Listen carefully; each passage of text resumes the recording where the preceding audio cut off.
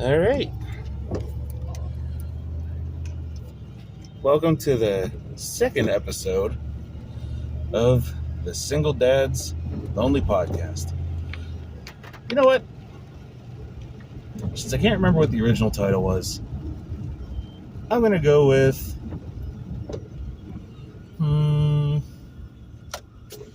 the Single Dad's Ramblecast. It's a little bit more accurate. Because when I make these videos, it's not always going to be when I'm on the way to work. It kind of lowers the amount of time that I'll be able to make them.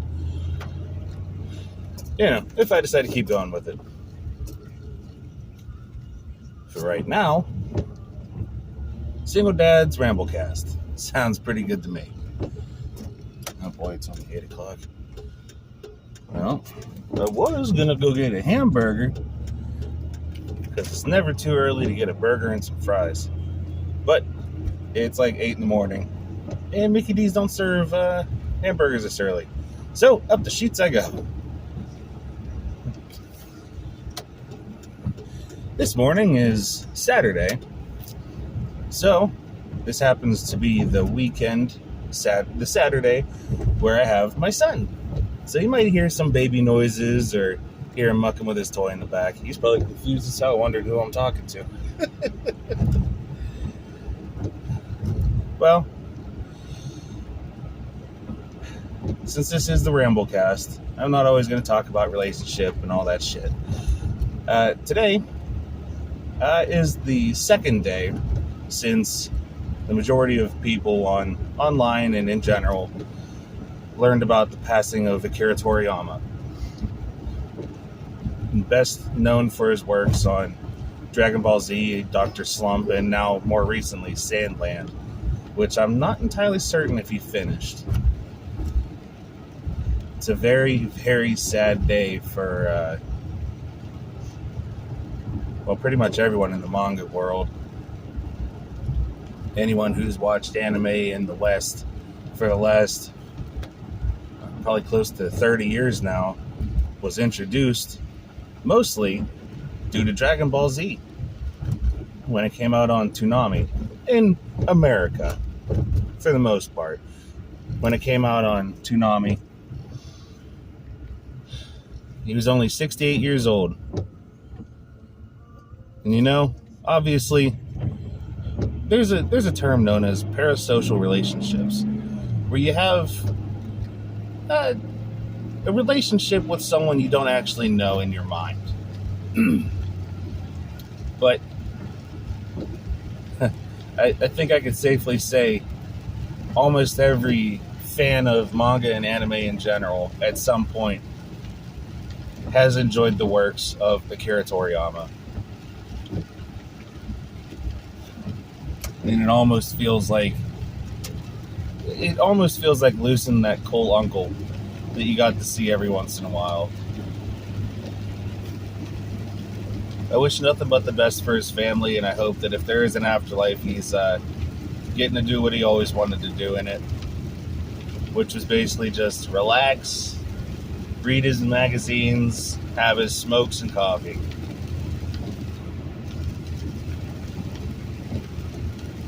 Rest in peace. Well, so, in other less sad news, not that anyone really cares about my stats, but I have been still playing RuneScape. Old school, not RS3. RS3 is trash. And I got up to 92 defense and 95 HP yesterday. On the days when I don't have my son, I'm pretty much free to do whatever. So, for the most part, I just play video games. For the most part. I occasionally go and do other stuff. Like,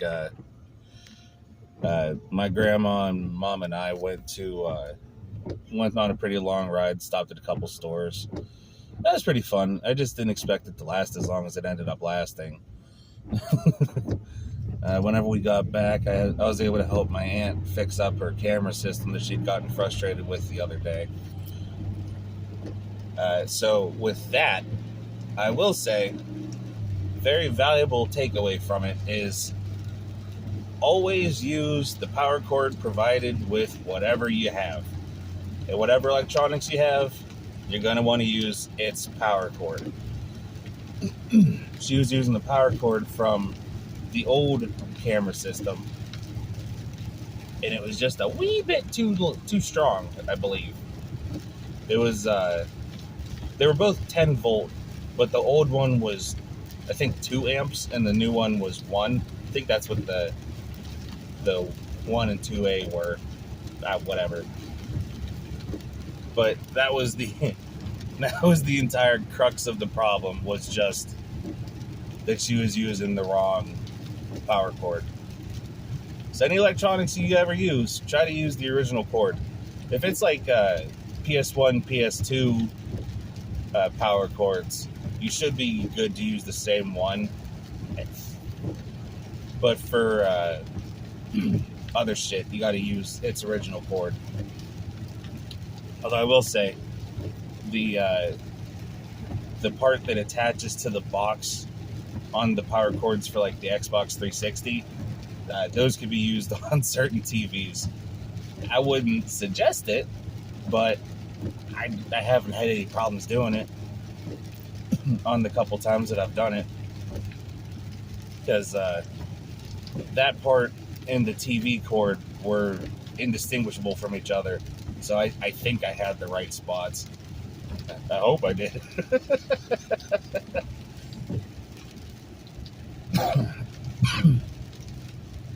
Boy. To be quite honest, there isn't really too much I could think of to talk about, other than some more progress on my son. He's starting to, he's gonna be, he's over a year and a half old. Let me put it that way. I don't want to say when his birthday is. He's a lot smarter than I thought a kid his age should be, but he still isn't talking, which does have me a tiny bit worried. But he knows, like, almost all of his body parts, like head, hair, eyes, nose, hands, arms, chest, belly, butt. He knows, like, the vast majority of his body parts. He knows where the kitty is whenever you ask him to go get the kitty. He knows both of his grandmas, great-grandma, his aunt, me, his mom.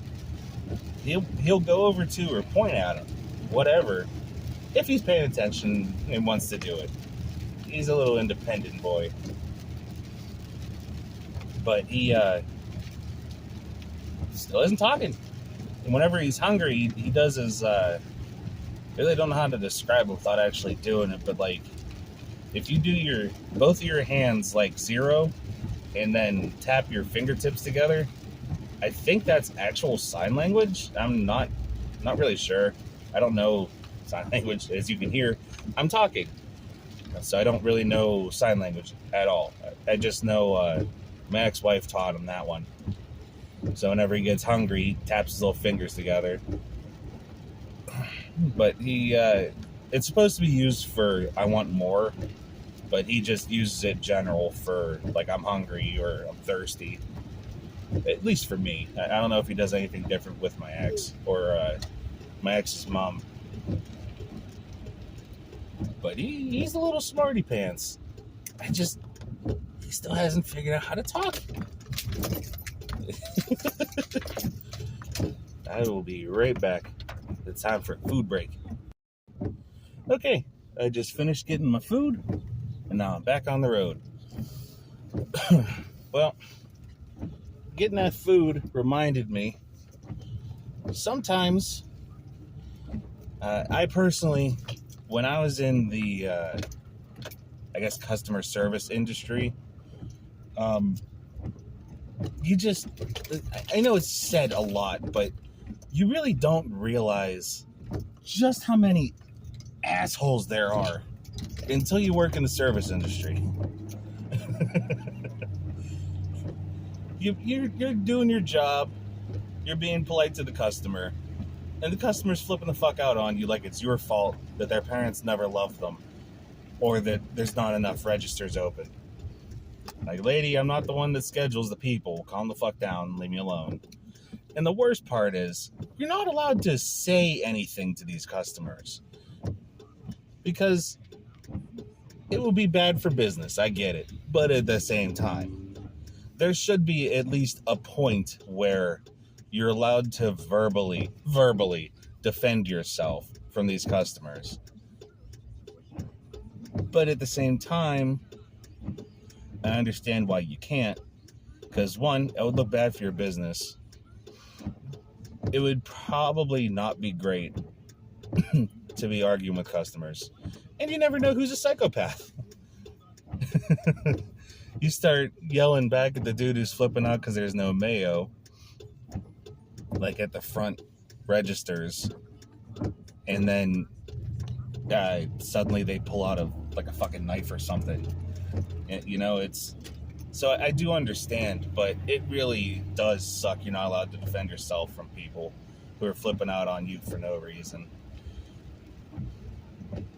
Unless you work at night and there's very rarely any managers around, then you have a little bit of leeway, but you still got to be kind of careful.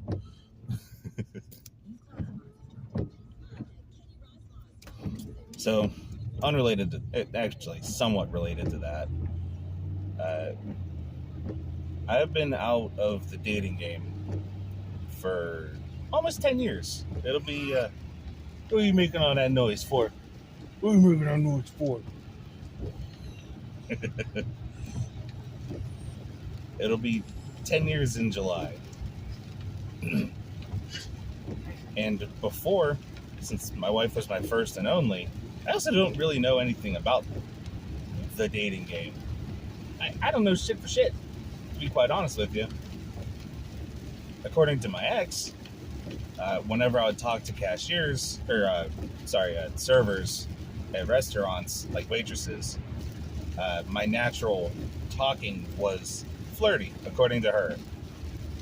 I don't know if that was just her insecurities talking, or if I really am just accidentally always flirty. But my problem is, I don't recognize when women are being flirty with me, so I can't capitalize. I won't be able to capitalize on it, because I might have more or less the gift of gab. You get me talking on something, I could bullshit all day, but for the most part, I just sit there and don't say anything because I don't really know what to talk about, because I don't have any interests outside of like old money and video games. And when it comes to the video games, it's usually old video games too. So I never know if I am being flirted with, if I'm flirting. Like, I just talk. If someone sees it as flirting, then cool. If they don't see it as flirting, then cool, because I don't know how to flirt. I just talk to people and then hope for the best, I guess you could say. So I also don't know if like waitresses or cashiers or whatever are just being polite, or if they may potentially be flirting with me. like when I was just at Sheets, I don't know if the cashier was being a little bit flirty or if she was just naturally talking to me. And I know that that's a problem. That's a major problem for guys and girls. It's a problem for guys because it's like, well, I don't know, is she flirting with me? Should I try to ask her out? And it's a problem for women because it's like, I was just talking to this dude. Why the fuck is he hitting on me? It's it's horrible. Plus nowadays, like when I was still single the first time, there were some dating sites that were pretty good. Like I used to hear about success stories from like OkCupid or like Match.com. You know, those sites were good. OkCupid was great.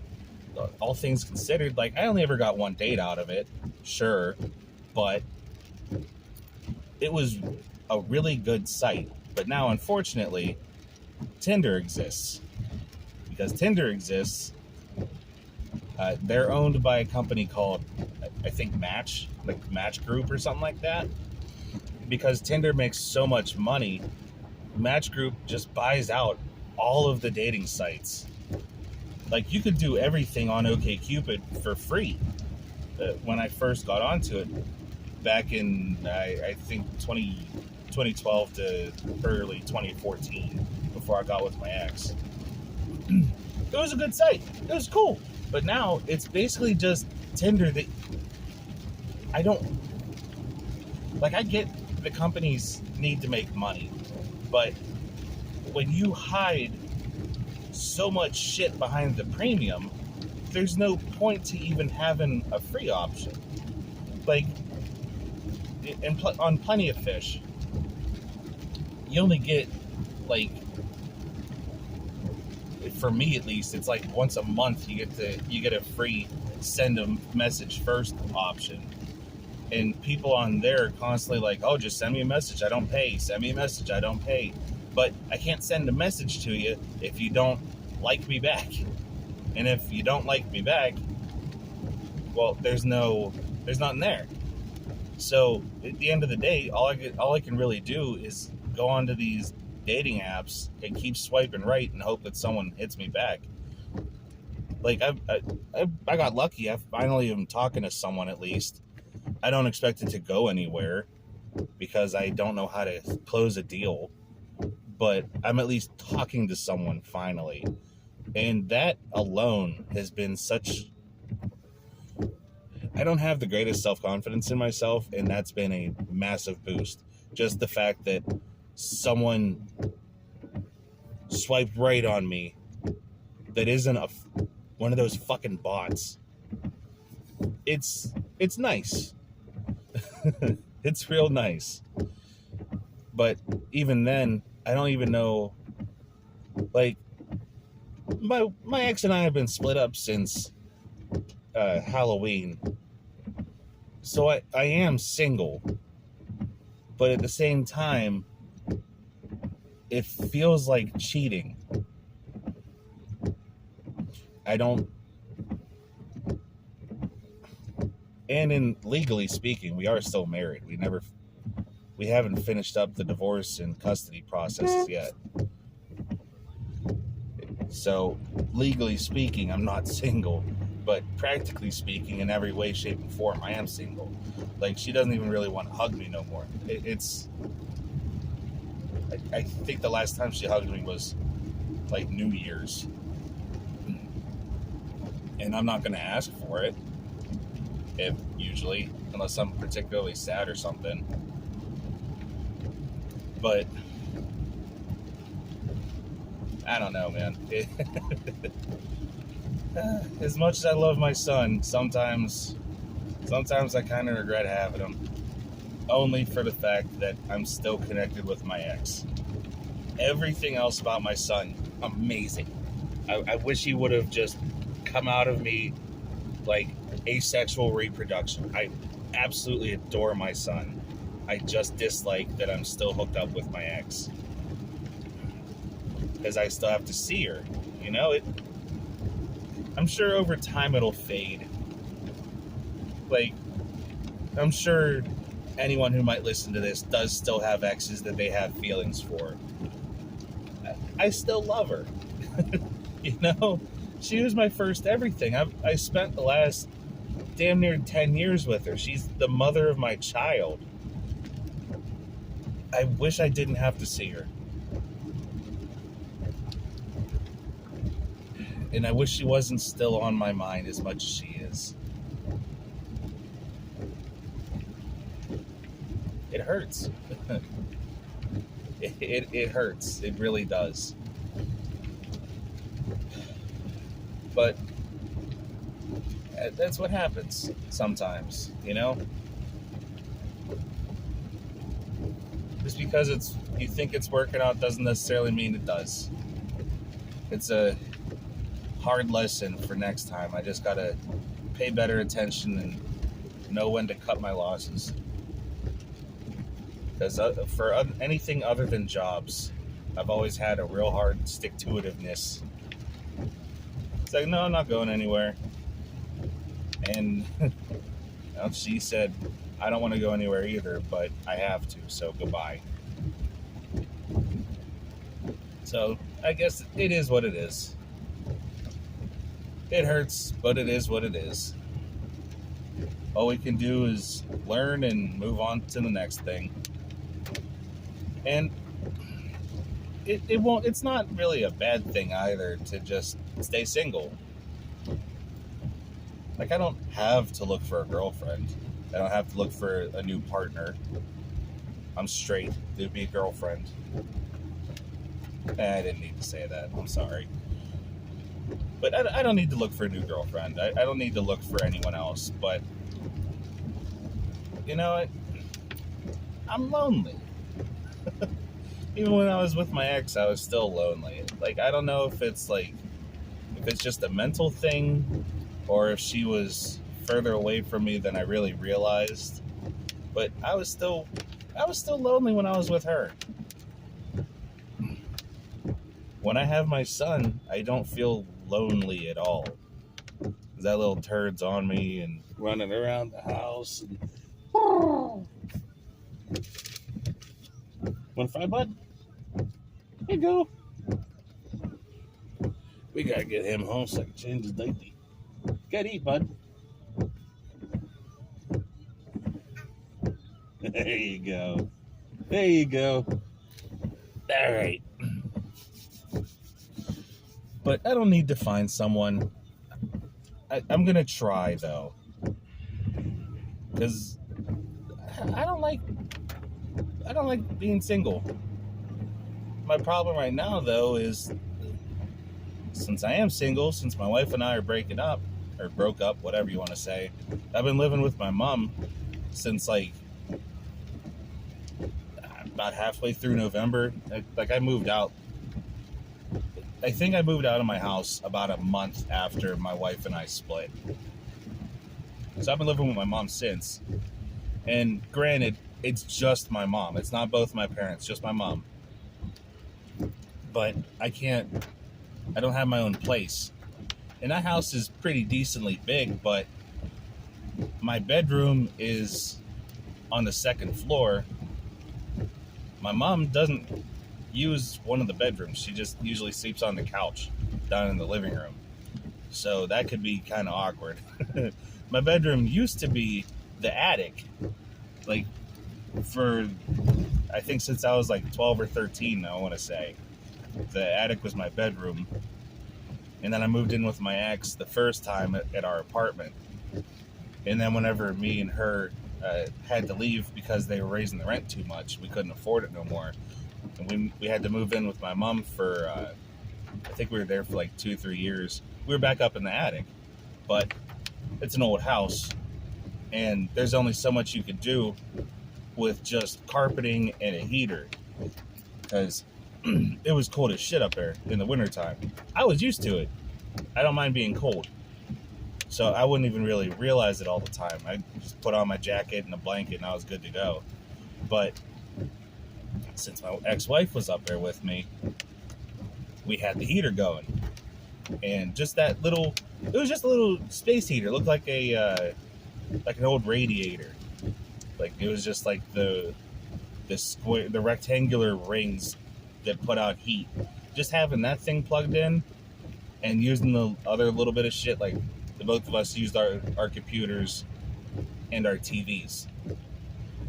The electric bill for the house went through the fucking roof. It was wild how expensive that little heater was.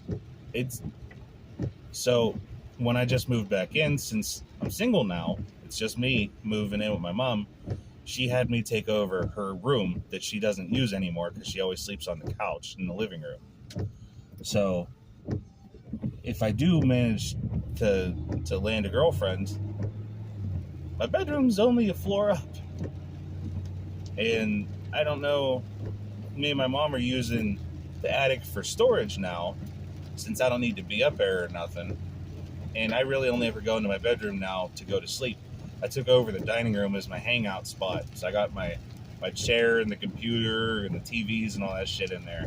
So when I go to bed, I just go up to my room, lay down, and go to sleep. Whenever I'm messing around for the day, I'm downstairs in the dining room. She's in the living room. So I really don't know. I don't know. I could potentially, if I wanted to, I could move my computer and TV and shit upstairs to my bedroom, but I don't want to. I'm used to having like a whole ass living room, or in the case of being in the house before, the attic was my room. It was huge. I had like tons of fucking room, but now I don't have that much room because the bedroom that I'm in doesn't run the length of the entire house. Technically speaking, the house is a 3-bedroom house, but the bedroom, there's 2 kitchens. There's one upstairs and there's one downstairs. So part of the upstairs is blocked off for the kitchen. That has a door to the outside and another door to one of the bedrooms. Whenever you come out of the kitchen, there's the bathroom, and then there's the first bedroom about 5 steps away from it. That bedroom we have set up for my son, like for his nap times and stuff. That's his room. And then there's a door to get into the other bedroom, but we have that blocked off. And that bedroom's my bedroom. And then there's this little tiny ass room that is attached but doesn't have another door into my bedroom. But it's attached to the wall. And the room is tiny. Like, you could only, if you put a crib in there, you'd only be able to fit it in there one way. And you would, if you're fat like me, you'd have to squeeze your ass in to get beside it. And then there's like maybe just enough room to be able to put like a rocking chair. It's a very small room. There's just a ton of shit in there. For how small it is, there's a lot of shit in there that we have, like old VHSs and cassettes and CD or vinyls. I have like a spare TV or computer monitor or something, or 3 in there. There's like an old CRT TV that was at my grandma's house when I was a kid. Whenever she decided to get rid of it and turn the dining room from the Sega room into the dining room again, she let us take it instead of just throwing it out. So we've had it in there for forever, but it was bad back then. I can't imagine it even works nowadays. But we haven't gotten rid of it because you can't throw TVs out anymore. It's so I don't have a ton of room to be able to put my shit. Like the bedroom I have now is probably like half to 3/4 the size of the bedroom that was at my house. Kind of sucks. I miss the space. But I mean, since I do have the dining room taken over as my hangout spot, I guess it doesn't super matter. But it would be nice to have the option to have my bedroom be the hangout spot again. Oh well, what are you gonna do? Well, I don't really have, I'm almost home and I don't really have anything else I can think of to ramble about, so I think I'm going to call it here. After, I guess I can give you a classic video game sheet that I have memorized. Yeah, why not? I'll do that for a couple episodes until I run out of passwords. I think I have like 4. So, Comic Zone for the Sega Genesis. If you go on to the jukebox, which is the music from the game, if you go on to each of these numbers and press the C button, you'll hear Sketch go, "Oh yeah," like he does when at the end of a level. You go on to 3, 12, 17, 2, 2, 10, 2.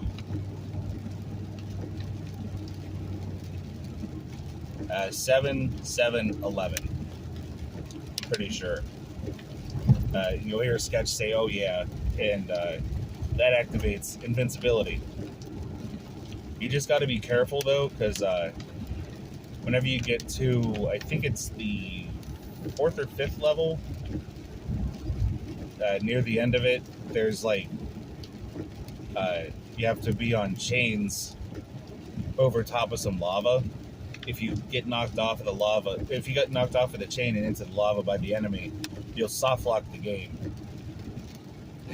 So just make sure you have roadkill on you at all times to be able to check for secrets. I'll just say that. Well, I think that's going to cut it for this episode. I'm home. I got to change my boy's dirty diaper, and I got some food to eat. So until next time, I'll see you guys later. And this was the Single Dad's Ramblecast. See ya.